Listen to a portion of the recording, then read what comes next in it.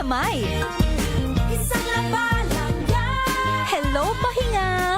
Hello, pride for you. ACS. Tanggaling-galing mo. Smart dishwashing paste ko.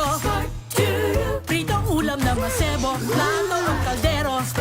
Tanggaling for everyday. Ganyan pag smart ang dishwashing paste. May double tanggaling formula. Tanggal ang sebo, tanggal ang bakterya. Pahit para walang bahid, linis fantastic sa bells. Alang plastic, number 1 ko to. Tanggaling-galing mo. Smart dishwashing paste. ACS. Ito nga pala si Kuya Jobert at ako isang komedyanteng Pilipino. Ako ngayon ay nandito na sa Calgary, Alberta, syempre sa Canada, and this is my MX3 story. Let's go! Medyo nagkakaedad na ako. Gusto ko rin syempre puro organic. Nagja-jogging ako, nagba-basketball ako. Saka syempre, alagaan mo yung binigay sa'yo ng Diyos na katawan. Yun, MX3.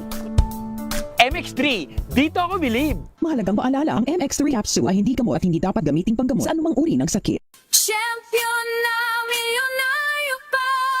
Pagkakataon mo na namang manalo ng 1 million pesos. Tax-free! Dahil eto na naman ang champion na milyonaryo pa. At ngayon, may papremyo na rin kami para sa inyong mga suking sari-sari stores. Ilagay sa isang malinis na papel ang iyong complete name, age, address, contact number at pirmahan. Maaari din ilagay ang iyong suking sari-sari store at ang kanilang address at contact number. Ilagay sa isang white legal-sized envelope na nakipag-alinman sa mga required proof of purchase o POP. Ang tamang bilang ng empty sachets, wrappers o mga pouch ng mga sumusunod na makikita sa official website and Facebook page ng Champion na Milyonaryo Ba, Champion Bar, Champion Powder, Champion Liquid Detergent, Champion Fabric Conditioner, Champion Dishwashing Liquid at Champion Dishwashing Paste. At sa labas ng envelope, ilagay ang Champion na Milyonaryo Pa, ang POP na ginamit at ang MBC radio station na iyong pinakikinggan. Ihulog ang iyong entry sa mga drop boxes na matatagpuan sa iyong mga favorite MBC radio stations. Mas maraming entries, mas malaki ang chance mong manalo. 1 million pesos tax-free ang pwede mong mapanalunan sa Grand Draw. Libo-libong piso ang ipamimigay sa mga weekly draws na gaganapin sa mga MBC stations nationwide. At may pa-champion gift box pa para sa iyong suking sari-sari stores. Champion na Milyonaryo Pa. Brought to you by Champion. Walang gimmick, tapat po sa inyo.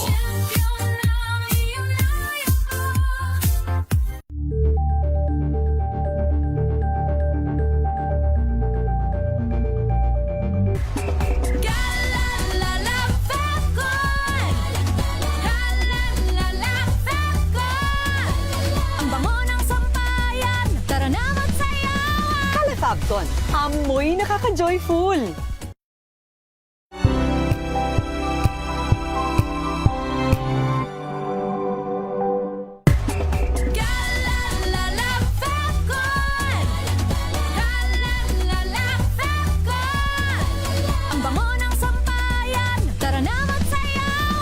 Fabton, amoy nakaka-joyful.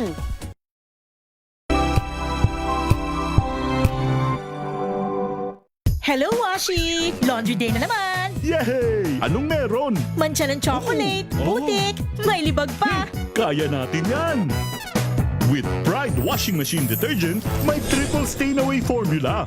Tanggal ang makapit, madikit, at malupit na dumit mancha. Kaya easy-easy ang labada. Mula noon hanggang ngayon. All you need is pride. All you need is pride. ACS. May nagbago. May arte. May budget. Akala nyo lang yon. So solid. White rose papaya, wow, white rose. White rose papaya, wow, white rose. White rose papaya. May glow up with white rose papaya. White Rose Papaya. May puti power times 2 kasi may papaya at niacinamide. May shea butter and tea tree oil pa. Kutis sulit ang glow up. Glow up with white rose papaya. White Rose Papaya. Kutis sulit ang glow up. ACS. Galalala Falcon. Galalala Falcon. Ang bango ng sampayan. Tara na magsayawan. Fabton, amoy nakaka-joyful. Hello, I'm Enteng Perez. I live here in Vegas and I'm a concert promoter. I could sustain this fabulous lifestyle in Vegas, not only have a fabulous job, but I have a fabulous healthy lifestyle. Number 1, good diet. Number 2, I have a good healthy regimen and routine. And of course, the most fabulous of them all is MX3 capsules and coffee. I love it. MX3, dito ako believe. Mahalagang paalala, ang MX3 Capsule ay hindi gamot at hindi dapat gamiting panggamot sa anumang uri ng sakit.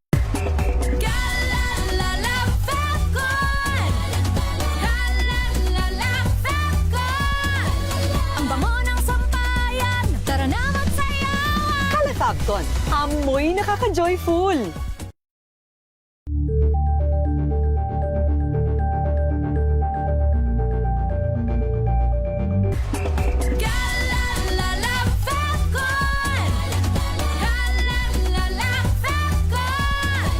Ang bango ng sampayan, tara na magsayawan. Calefabton, amoy nakaka-joyful.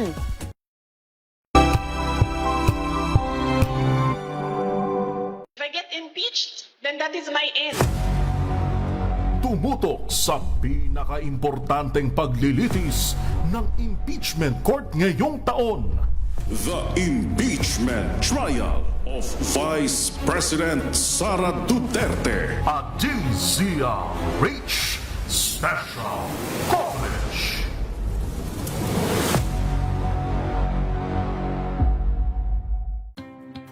Luzon, Visayas at Mindanao. Isang oras na balita at talakayan ngayong araw hunang At ito linggo. ang programang Maynila, ito ang Pilipinas.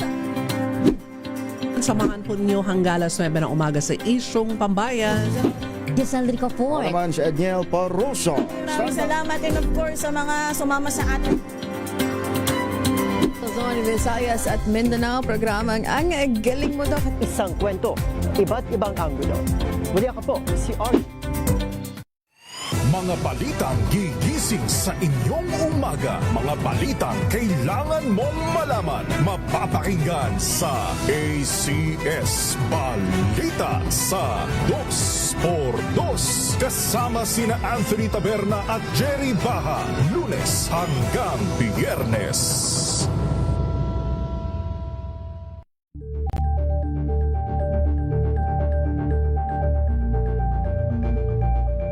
Alamin ang mga maiinit na isyung pambayan, mga balitang kailangan mong malaman, usapin sa pamahalaan, politika, ekonomiya at kabuhayan. Ito ang mga dapat mong malaman, pakialaman at pag-uusapan dahil kayo ang tinig ng mamamayan dito sa Damdaming Bayan. Live sa DZRH Radio, DZRH TV at DZRH Digital. Kasama sinalakay Deo Macalma at Elaine Apit. Araw-araw, Lunes hanggang Biyernes. Damdaming Bayan.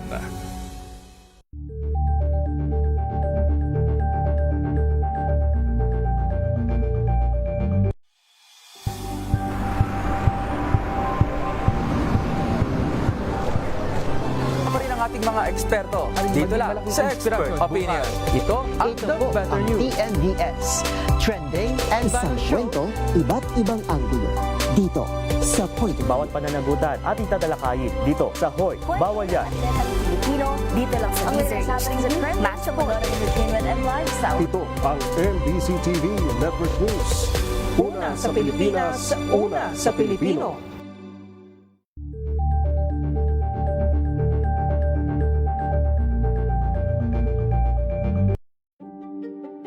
Buklatin ang mga pahina. Pakinggan.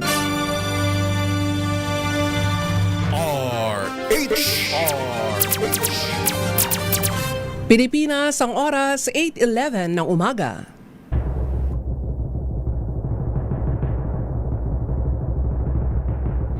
At ang mag-uwi ng Golden Dove para sa Best Public Affairs Program Host ay si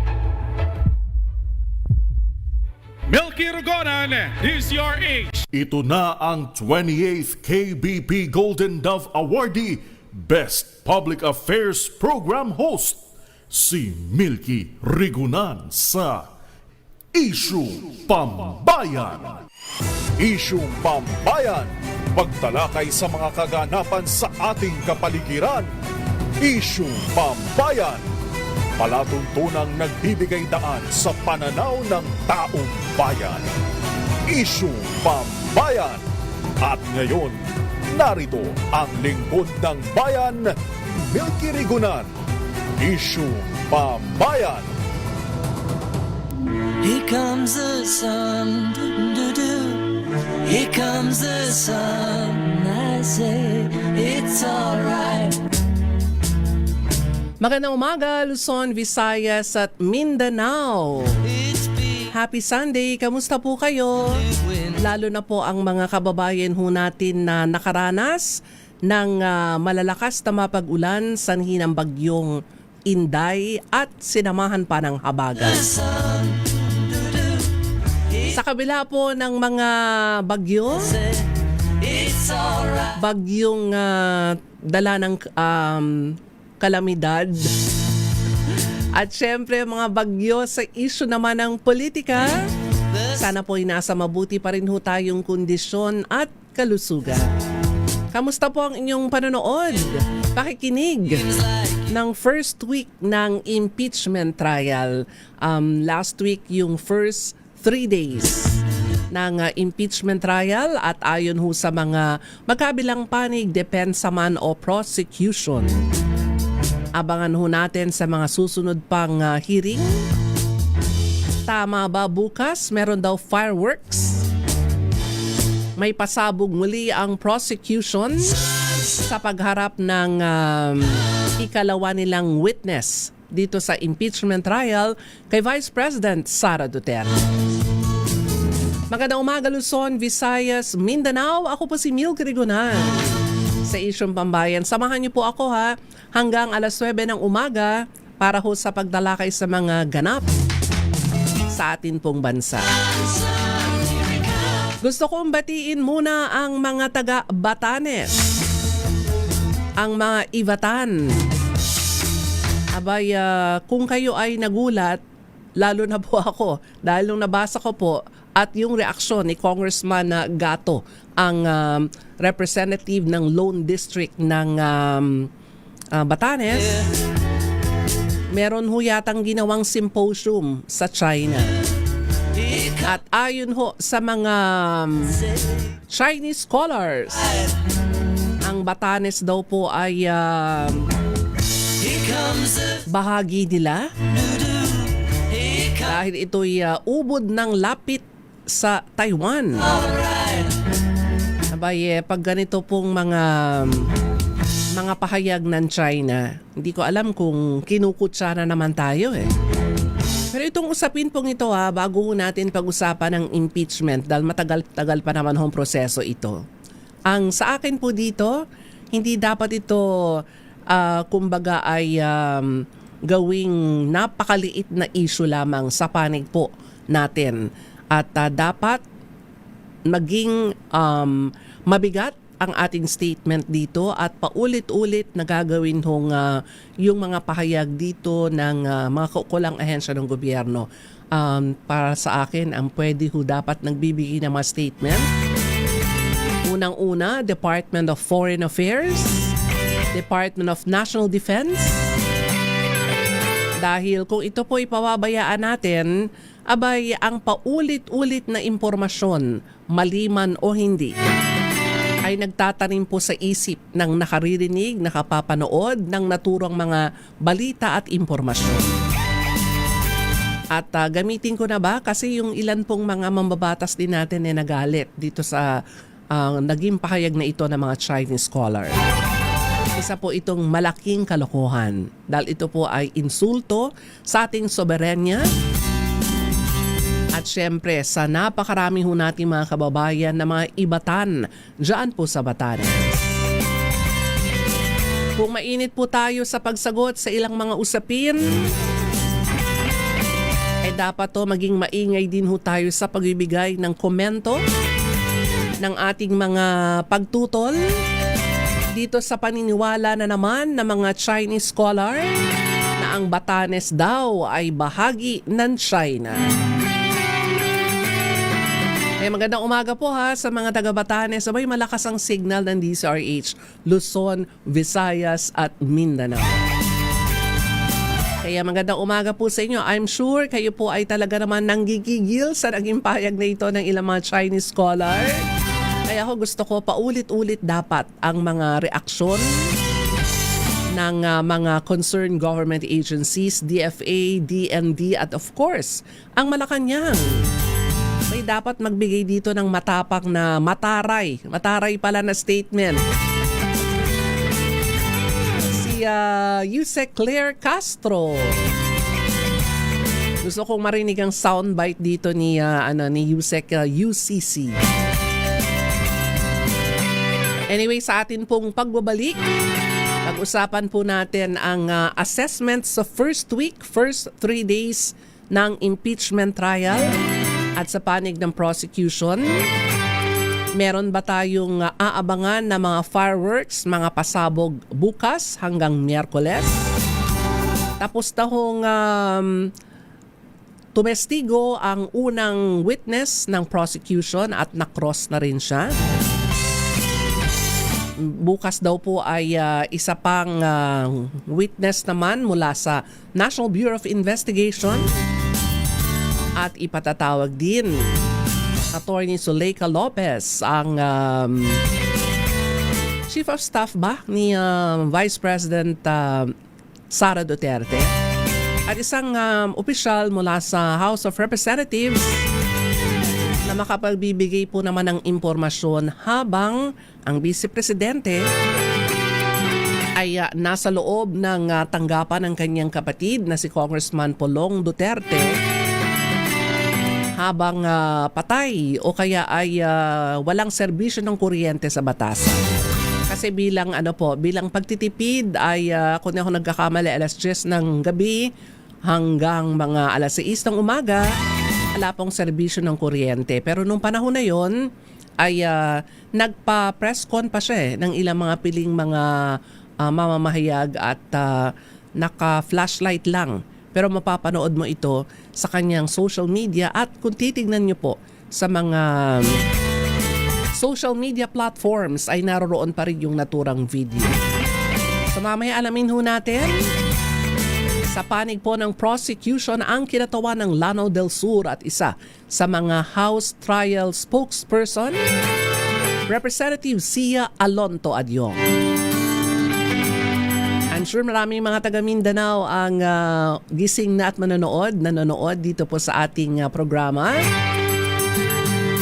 Makasama po natin mamaya ang inyong kababayan, si Congressman Zia. Sa pagpapatuloy po ng isyong pambayan, muli ako po si Milk Rigunan. Samahan po ninyo hanggang alas 9. At sa may mga lakad ngayong umaga, Pilipinas ang oras, 8:19 ng umaga. Ang oras na yan ay hatid sa inyo ng Kahit maulan man, no worries na amoy kulog ang damit. Charm Fabcon, bangong kumakabloom, tanggal amoy kulog sa bango ng Charm. Kaya gamit ko, Charm Fabcon with Bloom Fresh Technology. Kills 99.9% of kulob-causing bacteria. May aroma burst pa of thousands of flowers and berries. Ang sampay sa loob, no amoy kulob. Bangong kumakabloom sa Charm. Charm Fabcon. ACS. Sa lahat ng bagay, simula pa lang, siguraduhing max protection na. Kasi pag kulang ang proteksyon, baka madaling masira. Sa ngipin, dapat may max protection din. Max Alaga ng Unique Toothpaste. With Max Protect Formula, helps stop cavities before they start, while keeping breath fresh. Try Unique Maximum Fluoride Protection. Para Max Alaga, Max Protektado. ACS.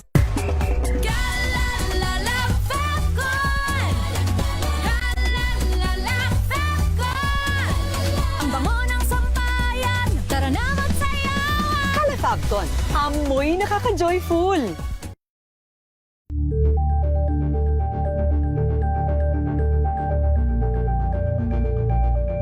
Champion na milyonaryo pa. Pagkakataon mo na namang manalo ng 1 million pesos. Tax-free! Dahil eto na naman ang champion na milyonaryo pa. At ngayon, may papremyo na rin kami para sa inyong mga suking sari-sari stores. Ilagay sa isang malinis na papel ang iyong complete name, age, address, contact number at pirmahan. Maaari din ilagay ang iyong suking sari-sari store at ang kanilang address at contact number. Ilagay sa isang white legal-sized envelope na nakipang rin man sa mga required proof of purchase o POP. Ang tamang bilang ng empty sachets, wrappers o mga pouch ng mga sumusunod na makikita sa official sa website and Facebook page ng Champion na Milyonaryo Ba, Champion Bar, Champion Powder, Champion Liquid Detergent, Champion Fabric Conditioner, Champion Dishwashing Liquid at Champion Dishwashing Paste. At sa labas ng envelope, ilagay ang Champion na Milyonaryo Pa, ang POP na ginamit at ang MBC radio station na iyong pinakikinggan. Ihulog ang iyong entry sa mga drop boxes na matatagpuan sa iyong mga favorite MBC radio stations. Mas maraming entries, mas malaki ang chance mong manalo. 1 million pesos tax-free ang pwede mong mapanalunan sa Grand Draw. Libo-libong piso ang ipamimigay sa mga weekly draws na gaganapin sa mga MBC stations nationwide. At may pa-champion gift box pa para sa iyong suking sari-sari stores. Champion na Milyonaryo Pa. Brought to you by Champion. Walang gimmick, tapat po sa inyo.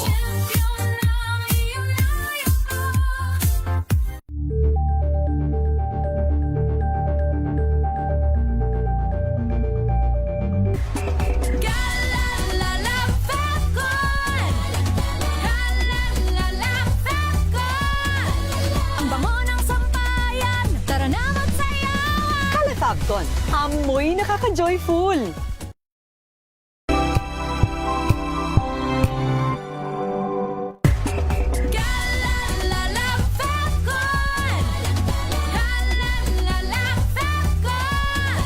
Ang bango ng sampayan, tara na magsayawan. Fabcon, amoy nakaka-joyful.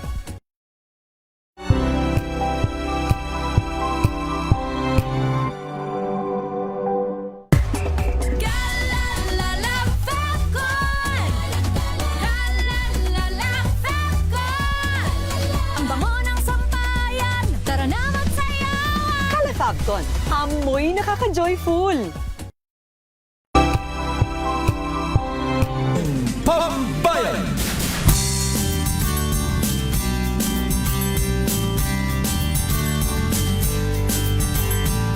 Pilipinas ang oras, 8:24 ng umaga.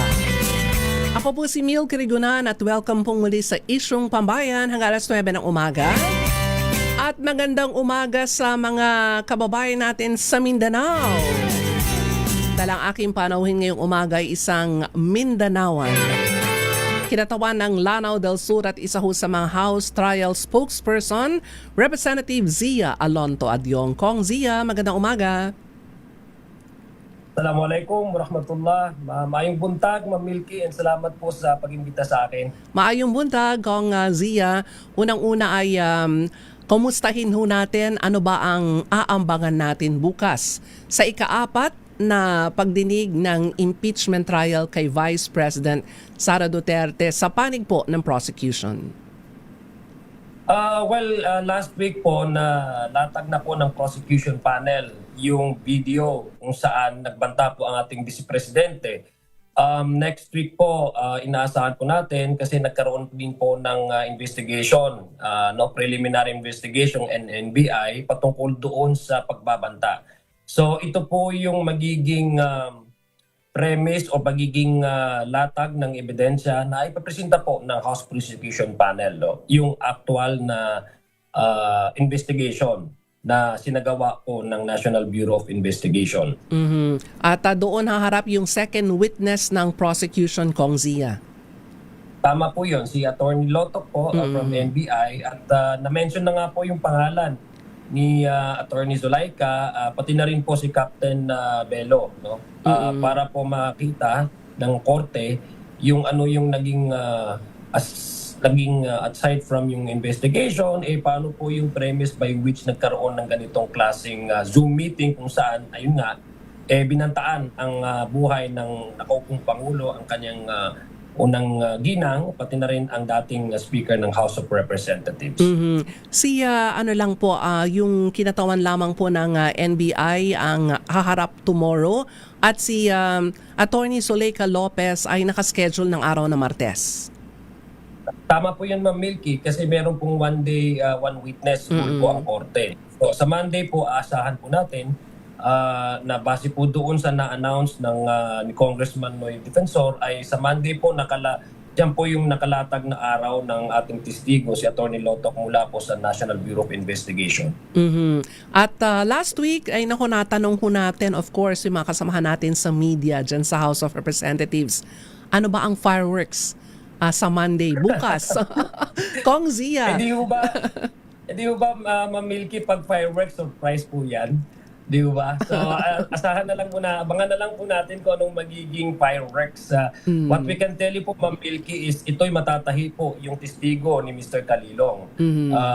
Nais ko rin pong i-reiterate na nung last week, hindi ho nabutasan yung testimonya ni Mr. Calilong. In fact, yung presenta po ng mga videos ng prosecution, yun din po yung ginamit ng video. Doon din nila kinuha ang defense, no? Yung video na presenta din nila sa korte. Sa makatuwid, hindi ho nila na-refute ito na kumbaga manufactured o doctored kasi gumamit din po sila doon mismo sa video na pinresenta ng House Prosecution Panel. Ang ginawa na lang po nila ay hindi nila na-refute yung authenticity ng video, hindi ho nabutasan yung testimonya ni Mr. Calilong. Instead, gumawa na lang po sila ng rason na yung sabi nilang justification, no? O yung konteksto o yung premise, kumbaga. So para sa akin, para sa ating mga kababayan na nanonood, wala pong sapat na konteksto o justification para magbanta ang isang tao sa kapwa-tao niya, di ba? Very clear po yan. Ay yung pinag-uusapan na nga natin dito, hindi po yung authenticity ng video. Ang pinag-uusapan na po natin dito at ng taong bayan ay yung conduct ng isang halal na opisyal. Kasi sila po yung nagdidemand ang Constitution ng mas na standard of ethical standard na naaayon sa magandang pag-uugali, no? Yan po ay very clear. Hindi ho dapat natin gawing katanggap-tanggap o dahil lang ang Vice President, sabihin natin, according to the defense, ay galit, ay hindi ho natin gawing katanggap-tanggap yan at i-normalize, no? Kasi dapat ang mga opisyal po ng gobyerno, meron po silang restraint. You have to have a level of restraint na maski ganun kalaki yung gas, puot or galit, hindi mo gagamitin ito para ikaw ay magbanta. At hindi lang magbanta, i-explain na meron kang nakausap na hitman or mamamatay tao para patayin ang Pangulo.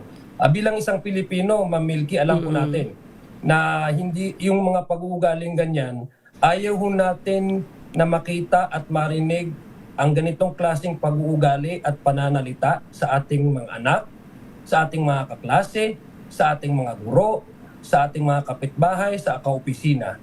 Kung ayaw po natin yan marinig ang ganyang klaseng pananalita sa ating mga kaibigan, mga anak, kapamilya, katrabaho, dapat din po na i-demand natin sa ating mga halal sa gobyerno na hindi ho sila nagsasalita at nag-uugan at gumagawa ng mga pag-uugali na hindi po sang-ayon. Hindi lang ho sa ating standard of morality as Filipinos, but even against the Constitution, because yung ganito pong pag-uugali talagang hindi ho tugma doon sa tiwala na ibinigay ng taong bayan sa kanilang mga halal na mamumuno. So yun po yung pag-usapan natin ngayon. Is it a right? Is it the proper conduct for a public official, let alone the second highest official of the land, to just simply make threats and then impose upon the people to accept it simply because she's angry? Hindi po pwede yun. Dapat to mas mataas ang standard na dinidemand natin sa ating mga halal na namumuno po sa atin. Kung ayaw po natin yan ng ganyang klaseng pag-ugali, ayaw natin makarinig na pagbabanta sa ating mga kapitbahay, the same should also be imposed and demanded, more importantly, doon sa ating mga halal na pinuno. Lalo na second highest official in the land. Sabi nga dapat hindi i-normalize na pwede kang magbanta dahil galit ka lang o ito'y bugso ng damdamin. Anyway, Kong Sia, dun sa pinapanood natin na mga hearing nung nag-testify si Calilong, talagang makikita mong kalmante at kahit na gibain ang kanyang mga testimonya, mukhang nasasagot naman niya lahat yung cross ni Attorney Narvasa. At kamusta? Satisfied ho ba kayo sa naging pagharap ni Calilong sa unang araw ng impeachment trial as a witness of the prosecution? Hindi lang po tayo sa House Prosecution Panel ang satisfied. Even po ang taong bayan. Dahil na-prove po ni Mr. Calilong na yung kanyang trabaho ng pag-preserve at pag-authenticate nitong mga videos na ito ay na-establish sa korte at sa taong bayan. Ito pong video na ito, nung una ay mga snippets ito na ginagamit na sound bites ng ating mga media partners, pati na rin po sa mga YouTube, makikita na po niyan. Yung iba nagiging meme. Pero nung tumayo po si Mr. Calilong sa impeachment court, ito po ay naging opisyal na ebidensya. Sabi nga, tama nga po yung sinabi niyo, Ma'am Milky, panay po yung objection. At the same time, tinatry po nilang i-question yung credibility nitong witness na ito. Pati nga po yung mastery nitong witness na ito Pati doon sa pag-preserve. Pati yung yung kanyang training bilang isang expert daw. Halimbawa sa pagtukoy sa mga kumaga ay mga tape, mga video na dapat ba nating sabihin totoo o hindi. Kini-question yun kasi ilang buwan lang daw siyang sumailalim sa training, di ba, Kong Zia? Yes po. Tinatry po nila pero hindi ho nila na-refute. Hindi ho nila na-refute na yung kanyang naging trabaho bilang isang ahente ng NBI kung saan siya po yung nag-preserve at nag-authenticate nitong video na to ay hindi ho nila na-refute yun o ibig sabihin hindi po nila napawalang bisa sa mata ng korte at sa mata ng bayan. In fact, ang ginawa po nila is kumuha din po sila doon sa video na sinubmit ni Mr. Calilong sa korte kasi 2 oras po itong video na ito eh. Kumuha na rin po sila doon sa mga snippets na mga videos para ipakita po sa korte yung mga responses ni Attorney Zulaika. Sa makatuwid, yung pinresenta po ni Mr. Calilong at pinreserve niya, no? Pag-preserve po niya, ay gumamit din po siya doon. Ibig sabihin, yung kanilang intention na para questionin yung kanyang pag-authenticate ay hindi na ho nila nabutasan. In fact, mas pinakalakas po nila yung testimonya ni Mr. Calilong bilang a competent witness dahil nga siya nga po talaga yung naatasan ng NBI na mag-collate, mag-preserve at mag-authenticate nitong 2-hour video na ito kung saan portion po doon sa video yung nagbanta ang Vice Presidente nang sinasabi ay may nakausap na siya, meron na siyang nakausap. Hindi lang po ito, Ma'am Milky, pagbabanta na halimbawa, sabihin natin, ay, paggalit yung isang tao, di ba, naririnig naman po natin normally. Kung minsan, nabibitawan lang natin pag... Oo, nabitawan mo lang. Patay ka lang, patay ka sa akin. Patay ka sa akin. Tutukin kita, etc. O papatayin kita. Sabihin natin na ganun, may naririnig lang tayo. Ito hindi eh. Ang premise kung saan ito nasabi ng Vice Presidente ay may nakausap na ako. Ibig sabihin, meron na talagang agreement, merong understanding, meron na akong nakausap at sinabi ko sa kanya, may mangyari sa akin, patayin mo si BBM, si Lisa, at saka si Martin Romualdez. Huwag kang titigil hanggat hindi mo sila mapatay. No joke, no joke. Ibig sabihin, yung pagbabanta, hindi lang pagbabanta, dinescribe niya kung saan siya at itong tao na ito ay nag-usap. No? At some point nag-usap. Hindi na ho pagbabanta yun eh. Ano na po yun eh, meron na pong capability. Meron ng capability because the understanding has already been made. The request has already been made. And as a response to that request, the hitman agreed to her bidding and would carry out that order. So ganun po yung premise na yun. Hindi lang yun, patay ka sa akin. Diba? Hindi ito lang sinabi. Niya kung saan nagkaroon ng usapan. Hindi lamang sinabi Kong Zia, kundi may plano na talaga at meron na siyang nakontrata na umano'y magsasagawa ng naturang plano kung sakaling matuloy. Ngayon, mukhang ito ang ilalatag ng prosecution sa pagharap naman ni Lotok ng NBI kung papaano ang ginagawang investigasyon ng National Bureau of Investigation dito sa ginawang pagbabanta ng Vice Presidente. Pero bago mo sagutin yan, Kong Zia, magpapaalala lamang ako at babalikan kita sa pagpapatuloy ng isyung pambayan. Pilipinas ang oras, 8:36 ng umaga.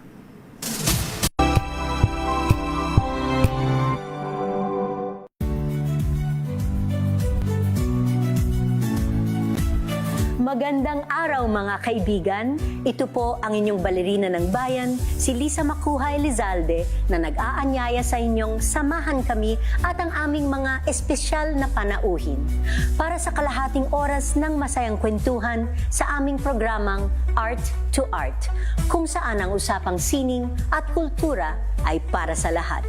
Huwag kaliligtaan, tuwing linggo, alas 3:30 ng hapon, dito lamang sa DZRH Radio, DZRH TV, at via online streaming. Luzon, Visayas at Mindanao. Isang oras na balita at talakayan ngayong araw hunang At ito linggo. ang programang Maynila, ito ang Pilipinas. Samahan po ninyo hanggang alas 9 ng umaga sa Isyong Pambayan.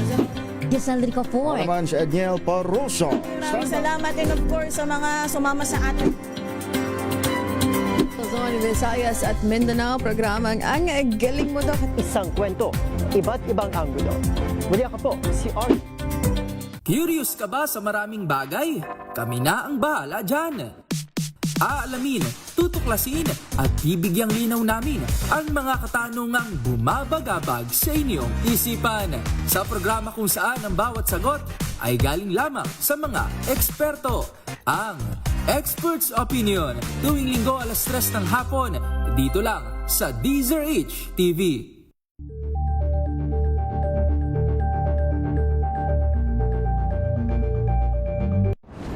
Kung good vibes ang hanap mo, dito ka na sa sigurado!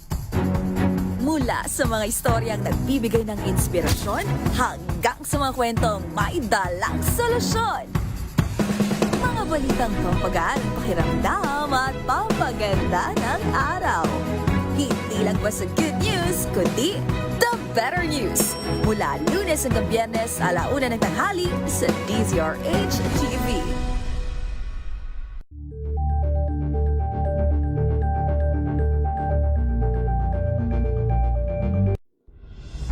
Tuloy-tuloy ang pagtulong, tuloy-tuloy ang pagseserbisyo at tuloy-tuloy ang balitaan kasama si May Binauhan sa Operation Tulong mula Lunes hanggang Biyernes.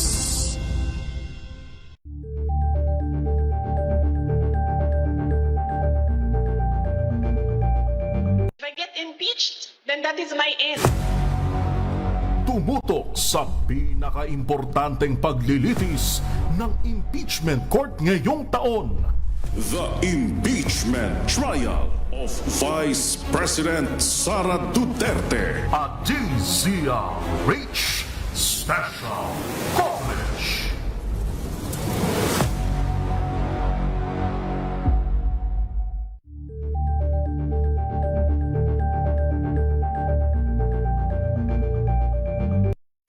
Mga balitang gigising sa inyong umaga. Mga balitang kailangan mong malaman. Mapapakinggan sa ACS Balita sa 2x2. Kasama sina Anthony Taberna at Jerry Baha.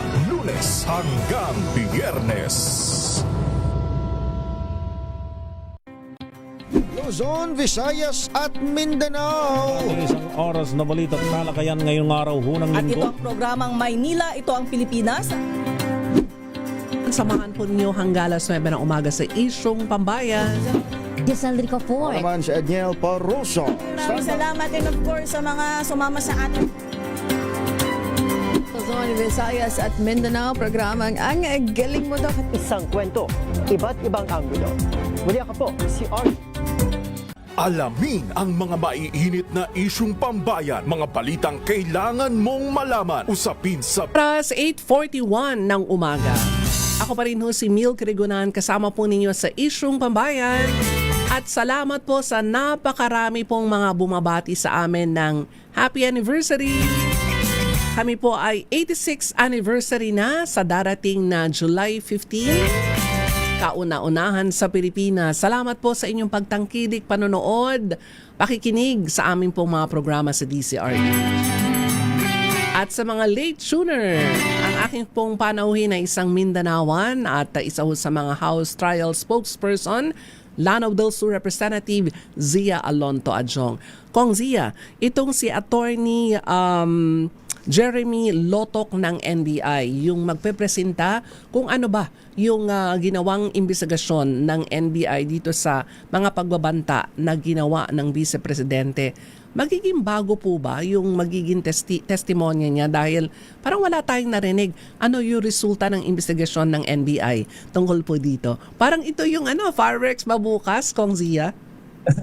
Well, ang masasabi ko lang po, Ma'am Milky, pagpaumanhin niyo lang po kasi isa po yan sa mga pag-uusapan. So, meron po tayo kasi sub judice rule. Pag hindi po napag-usapan ito sa korte o hindi pa nalalatag sa korte, ay hindi po natin mapag-uusapan yung merits po ng magiging testimonya ni Attorney Lotok. Pero isipin po natin si Mr. Calilong, siya po yung nag-authenticate nitong video na ito. Si Attorney Lotok, siya na po yung magbibigay sa atin ng resulta, no? Kung ano man po yung naging investigasyon nila. So, without giving too much po of the information, kasi without, of course, we would also like to respect the court, no? Yun po yung kanyang magiging partisipasyon na sa darating po na Lunes. Next week po. Mukhang pasabog nga yan na Kong Zia. Kasi unang humarap. Surprise po, Ma'am Milky, kasi fireworks surprise. Oo nga, surprise nga naman at aabangan dapat yon, di ba? Una kasing humarap si John Mark Calilong bukas, Attorney Jeremy Lotok at aantabayanan din sa Martes, Attorney Zuleika Lopez at yung pangatlo sa Miyerkules, Captain Belinda Bello. Kong Zia, ito pong mga masipag po ang mga House spokesperson na kada po after o before ng impeachment trial, may mga press con. Pagkatapos ng impeachment trial, may mga press con pa rin. Masipag din po kayong magpa-interview sa iba't ibang mga himpilan ng radyo, telebisyon, maging sa mga taga-print media. Pero ang kalaban po natin dito matinding issue ng fake news. Papaano po ang pag-atake dito ng team ng House Prosecution Panel? Well, unang-una po, importante po itong pinag-uusapan natin dito. Ito po yung konstitusyon ang nagsasabing meron dapat accountability. Kung sino man, kung maski kataas ang pinuno na niyang ma-obtain in terms of position, kailangan hindi tumitigil ang accountability mechanism ng Constitution. So ito po'y paraan para mailatag po natin ang katotohanan dahil ang paniwala po namin, hindi lang po dapat malaman ng taong bayan yung actual, factual, and truthful information.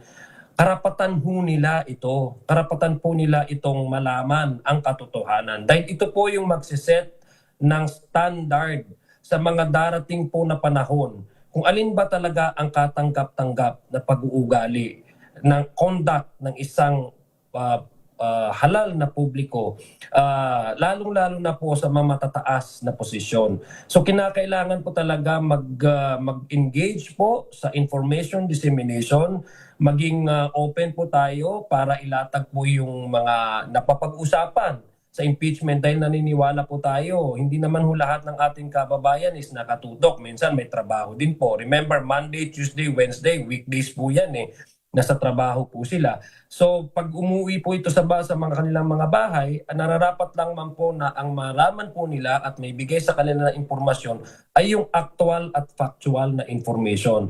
Dahil ang sandigan po natin dito, Ma'am Milky, is yung katotohanan na backed up by the Constitution. At alam po natin, ang ating Constitution ay sinulat po yan, hindi lang po yan dokumento. Ito po yung breathing life ng isang soberanya na isang bansa. Ibig sabihin, ang siniservan po nito ay ating taong bayan. So, nararapat lamang na malaman po nila para po hindi lang bilang isang karapatan, para din po pagsugpo doon sa mga lumalabas na hindi mali at hindi tamang impormasyon na instead of makapagbigay sa kanila at maka-arrive sila into a into an informed decision, ay mali yung kanilang narinig at mali din yung kanilang pag-uunawa dito sa ginagawa at pinag-usapan po dito sa impeachment trial na ito. At para sa akin dito, Kong Zia, itaas natin yung level ng panonood at pakikinig sa impeachment trial. Tama na po yung mga personal attacks kasi bangitin na natin kasi napag-usapan to last week at hanggang ngayon yung baka may mga nag-breakfast, yung laway, yung sipon. Mas pakinggan ho natin ano ba yung sinabi at sinasabi para ho maintindihan natin yung latag ng pagdinig. Kasi po kung makikinig ho tayo, hindi lamang ho tayo kumbaga ay mabibigyan ng impormasyon, matututo rin tayo sa paraan kung paano ba ang ginagawang paglilitis, lalo na dito sa pagdedesisyon, ano ba magiging kapalaran ng pinakamataas o ikalawa sa pinakamataas na opisyal ng bansa. Kong Zia, bibigyan kita ng pagkakataon, panawagan mo sa ating mga kabayan Luzon, Visayas, Mindanao at sa mga kababayan nating nasa abroad na nakatutok pa rin sa atin at sumusubaybay sa impeachment trial. Well, unang-una po, talagang kailangan po natin tumutok yung aktual na nangyayari sa impeachment trial. Huwag po nating hayaan na ang nakikita lang po natin na mga impormasyon ay panay pang pisikal na atake sa mga taong nakikita natin araw-araw sa impeachment trial. Tama po yung sinabi mo, Ma'am Milky, meron po tayong anti-bullying. Huwag po nating gawing issue ito ng pisikal dahil wala naman perfecto na tao sa totoo lang, no? Talagang normal po itong nakikita natin. So we have to set the standard higher in terms of national discourse and public discourse kasi karapatan ho natin talagang malaman itong mga akusasyon na ito at pakinggan po natin ang magiging latag ng prosecution. So ako ang sa akin po message sa ating mga kababayan, tumutok po tayo dito sa impeachment trial po na ito. Makibalita, let us be witness to the unfolding of the historic impeachment trial dahil hindi ito serbisyo lang sa isang grupo, hindi ito para iserbisyoan ng isang certain segment or sector in our society. This is for our country dahil ang sineset po natin dito, yung conduct of a public officer, yung tiwala na ibinigay po sa ating mga halal na mga halingkod bayan na yung dapat na tiwala ay dapat pangalagaan ito. Hindi ho tayo gagawa ng pananaksil sa tiwalang binigay ng taong bayan. At masiset po niya ang tone kung sino po yung karapat-dapat na mga leader sa mga susunod na mga eleksyon. Dahil deserve po ng Pilipino yung leader na magagalang, disente, at maganda po ang kanilang maganda ang kanilang disposisyon para po gawin ang kanilang trabaho na pagserbisyuhan ang bawat Pilipino po. So yun po yung legacy at yung message po na gusto po nating ipaabot sa ating mga kababayan. Para po sa kanila ito, it will serve the entire country, it will serve the public interest and no one else. So maraming salamat po and happy anniversary po sa DZRH. Maraming salamat. Nakatutok po kayo. Ito po importante, itong mga mainstream media, social media, kayo po yung nagiging conduit, no, ng pagbabalita, yung tamang balita sa ating mga kababayan. Happy anniversary po sa inyo, Ma'am Milky. And maraming din salamat po sa pagtutok sa impeachment trial na ito. Maraming salamat, Kong Zia. Magandang umaga po at salamat sa oras sa panayam ngayong umaga sa Isyong Pambayan. Ang kinatawan ng Danao del Sur at isa ho sa mga House Trial Spokesperson, Representative Zia Alonto Adjong.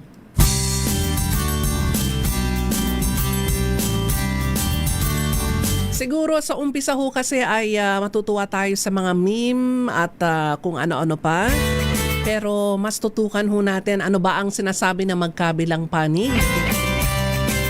Iwasan ang mga personal attacks. Yun nga ang panawagan din ni Kong Zia at yan din ang gustong kumbaga ay mapigilan na magkabilang panig depensa man o ng prosecution. Pakinggan ho natin ang mga merito ng sinasabi para pag dumating ang pagkakataon na magkabotohan na at bumaba ang hatol, at least alam ho natin tama yung ginawang desisyon ng Senate Impeachment Court. Babalik po ang Isyong Pambayan. Salamat po sa inyong mga mensahe at ilang mga balita sa pagpapatuloy po natin sa may mga lakad ngayon pong umaga ng Sunday. At teka muna sa mga motorista ho natin along EDSA, Mindoro ng konti.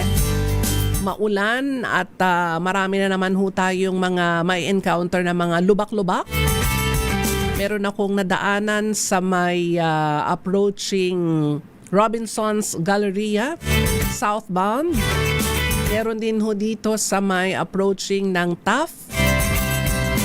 Medyo kailangan uli magtrabaho ang MMDA at ng mga sakop na mga lokal na LGUs sa mga nabanggit na lugar. Pilipinas ang oras, 8:52 ng umaga.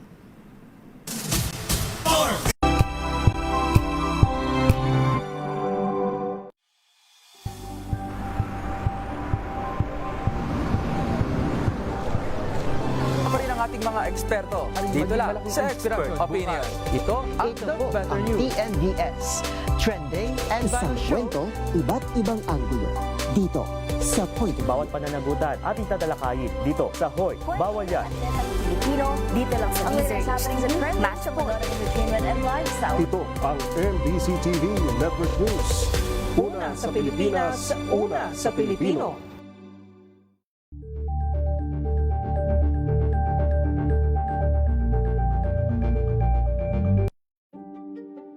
Buklatin ang mga pahina. Pakinggan ang boses ng lipunan. Tunghayan ang mga issue mula sa ibang katayuan. Nakakalungkot kasi deserve ba namin ng ganito? Na hindi nila alam kung ano talaga yung kanilang mga karapatan. Yung gobyerno, tinulungan nila yung kanilang magsasaka. Pinapatahimik tayong lahat using various laws. Through education, kayang-kaya nating baguhin yung ganitong klaseng pag-iisip. Isang kwento, iba't ibang anggulo. Dito sa Point of View.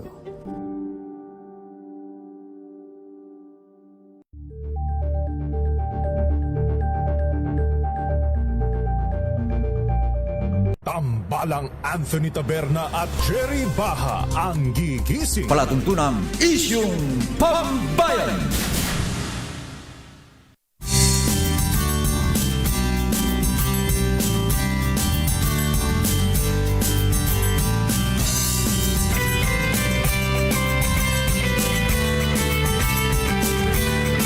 Pilipinas ang oras, 8:54 ng umaga. At antabayan ang susunod na ang programa ni Giselle Ricafort at Edniel Parosa. Ganap na alas 9 ng umaga. At kumustahin ko rin po ang ating mga kababayan sa iba't ibang panig po ng mundo. Alam ko nakatutok. Yung iba nagva-Viber, nagmemensahe, tumatawag. At nakikibalita po sa mga ganap dito po sa ating bansa. At least meron na po tayo mga teknolohiya ngayon na kahit na anong oras man sa inyo pong mga bansa, may mga time zone yan napapanood yung impeachment trial. Kaya mas maganda po tayong tumutok at makinig. Kasi kung papanoorin lamang ho natin yung mga na-splice na mga soundbites, medyo malilihis po tayo dito sa mga atensyon. At kung ano ba talaga yung tema ng naging paglilitis sa first and 3 days. Ayan, first 3 days pala ng impeachment trial. O ito na po si Kuya Driver. Nako, nag-text. Meron bang pagtaas sa presyo ng produktong petrolyo this week? Abay, bad news po sa mga motorista ho natin na nakaamba ang malakihang pagtaas sa presyo ng produktong petrolyo sa Martes. Ayon po sa Oil Industry Sources, posibleng tumaas na hanggang 5 pesos ang kada litro ng diesel. Aba, mataas ito. Habang posibleng bumaba ng 125 ang kada litro ng gasolina o tumaas naman ng hanggang 75 centavos. Hindi masyadong kataasan. At hindi naman kataasan din ang i-rollback kung sakasakali. Bunsod pa rin ito ng sumiklab na tensyon sa pagitan ng US-Iran sa gitna ng umiiral na kasunduan. Ito ay ikalawang bahagi at ikalawang sunod na linggo ng taas presyo sa petroleum products ngayong buwan ng Hulyo. May pagtaas din po sa presyo ng mga liquefied petroleum gas. 3 pesos kada kilo ang presyuhan ng LPG ngayong darating na linggo. Ito'y dahil ibinalik na ng Bureau of Internal Revenue ang koleksyon ng excise tax para po sa LPG at ng kerosene. Ayon po sa Regasco President Arnel T., lahat ng LPG deliveries simula noong Miyerkules ay pinatawan na muli ng buwis, pero magsisimula pa lamang na ipatupad ang taas presyo bukas, araw ng Lunes. Kaya dun sa mga may-ari po ng karinderya at si nanay o si tatay, abay, i-check na ho natin yung ating mga LPG kung paubos na po. At bumili na ho tayo ngayon, baka mas mababa pa lang ang presyo para bukas na magtataas na. At nakatutok pa rin po ang mga lokal na pamahalaan dyan po sa mga nasalanta ng bagyong Inday at pinalalapan ng habagat. Lalo na po, nagkaroon ng landslide dyan sa may Sarangani at Lanao del Sur, habang dalawa naman ang nalunod dyan po sa Bukidnon. Mahigit 500,000 ang pagtaya ng mga katao ang naapektuhan ng bagyo at habagat sa iba't ibang bahagi ng bansa. Sa bilang ito, higit 11,000 ang pansamantalang nananatili sa 77 evacuation centers. At sana gumanda na ang lagay ng ating panahon, although nakalabas na ba talaga itong si Inday? Wag na sanang bumalik pa.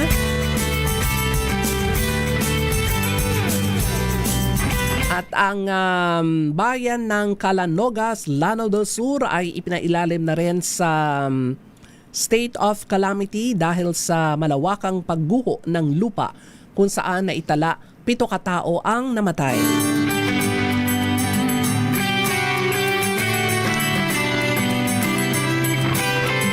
At kanina sa bungad ng isyong pambayan, nabanggit ko ang Batanes. At syempre, involved na naman dito ang China, inaangkin na naman ang napakagandang lalawigan. Ito yung gusto kong puntahan kasi nakikita niyo po ito, napakaganda.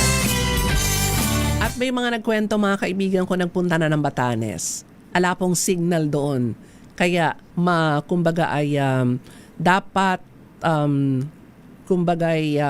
i-enjoyin mo yung nature dahil wala pong distraction, walang cellphone, kung ano-ano pa, at napakaganda hong kunan ng litrato dahil napakaganda po ng Batanes. Kaya ang China, pwede ba? Hindi po sa inyo yan, amin ang Batanes. Nasa kasaysayan din ang petsang July 12, ang 10th anibersaryo ng 2016 South China Sea Arbitral Award. Ang bisang nito ay napagtibay sa exclusive economic zone ng Pilipinas sa bahagi ng West Philippine Sea at salungat sa 9-dash line ng China. Ang dami pinapauso ng China, no? Dapat po ito yung talagang mabilis na inaaksyonan ng DFA, DND at ng mga concerned government agency. Ang labanan po ngayon kasi ay messaging. Kung medyo mahina, mabagal ang messaging, may talo po dito tayo. Lalo na't usapin po ng soberenya ng Pilipinas ang pinag-uusapan. Anyway, habol ko po ang mga viewers natin sa RHTV at syempre sa Facebook Live ng DCRH. Salamat, mga umaga Melo, Eva Villaflores Robles, mga umaga at happy anniversary sa DCRH. Marami pong salamat. Alcantara Eugenio, nanonood din from Claveria, Cagayan. Giovanni Palero, good morning Milky, at maulan po sa atin lahat. Mag-ingat po tayo. Aba, si Giovanni Palero pala ay watching from Vancouver, Canada. Kamusta Giovanni? Kamusta ang ating mga kababayan dyan? I'm sure hindi kayo pauhuli sa mga balita. Patuloy na nakatutok sa DCRH.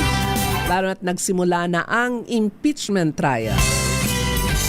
Charlene Mendoza, Liklikan, maraming salamat din po sa inyo pong pakikinig at ilan pa hong mga nanonood. The Ellie Saludar. Salamat Ellie at siya ay nakikinig at bumabati sa DCRH, ang kauna-unahan sa Pilipinas. Mapapanood nyo naman si Ellie Saludar sa Abante News Channel.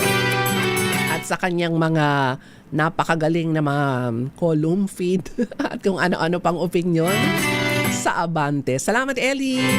At salamat po sa mga bumabati po sa DCRH on our 87th anniversary sa July 17.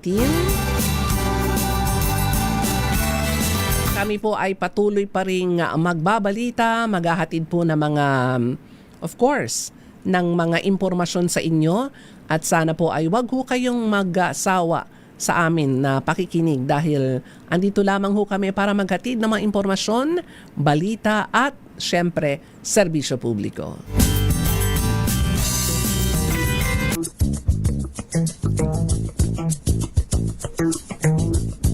God willing, babalik po ako next Sunday, ganap na alas 8 hanggang alas 9 ng umaga sa Isyong Pambayan. Magandang umaga, magandang hapon, magandang gabi sa lahat po ng ating mga kababayan sa iba't ibang panig po ng mundo. Magandang umaga Luzon, Visayas, Mindanao, especially sa mga taga Batanes. Ako po si Mil Karigonan. Una sa Pilipinas, una sa Pilipino. At oras sa buong Pilipinas, karap ng 9:02 ng umaga.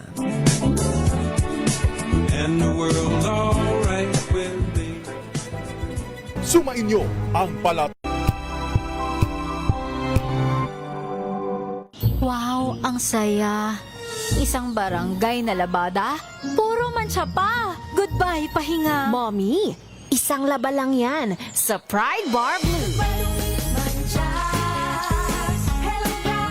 May powerful stain-away enzymes na malupit sa dunit mancha. At di mas